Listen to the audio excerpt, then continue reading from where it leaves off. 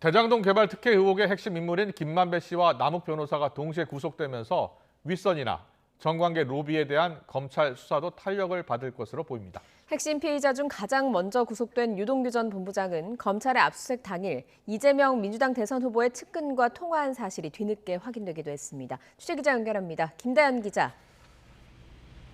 네, 서울중앙지방검찰청입니다. 네, 핵심 인물 구속으로 배임 혐의가 어느 정도 소명이 된 건데요. 앞으로 수사 방향은 어떻게 될 것 같습니까?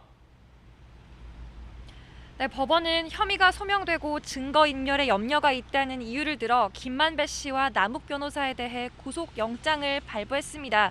김 씨와 남 변호사는 유 전 본부장과 공모해 화천대유 측에 유리하게 대장동 사업을 설계해서 공사에 최소 651억 원 상당의 손해를 끼친 배임 혐의를 받는데요.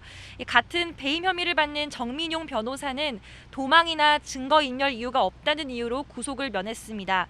하지만 공범들의 배임 혐의 자체는 어느 정도 소명된 만큼 이른바 윗선 수사에 탄력이 붙을 걸로 보입니다.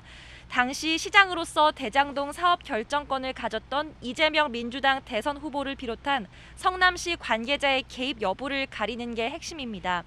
350억 로비설이나 50억 클럽 등 정관계 로비 의혹 수사도 변곡점을 맞게 됐습니다.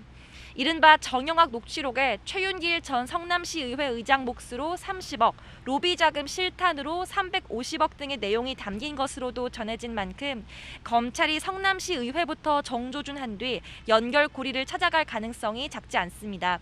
곽상도 의원 아들 퇴직금 50억의 성격과 박영수 전 특검, 권순일 전 대법관 등 호화 고문단의 역할을 규명하는 것도 남은 수사의 핵심 과제인데요.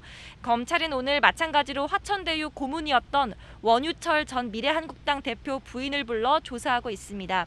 검찰은 김만배 씨가 서 씨 등 지인을 허위로 직원이나 고문으로 이름을 올린 뒤 월급을 주는 식으로 회사 돈을 빼돌린 걸로 보고 횡령 부분을 추궁하고 있습니다.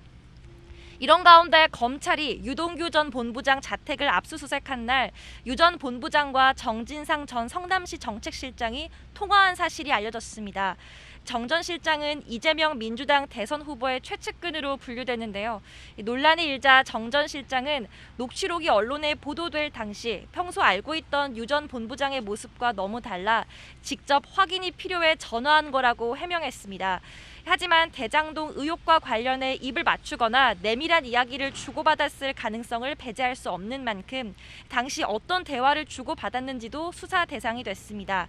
일각에선 정 전 실장 이름이 의혹 곳곳에서 거론되는 만큼 직접 조사가 불가피하다는 관측도 나옵니다.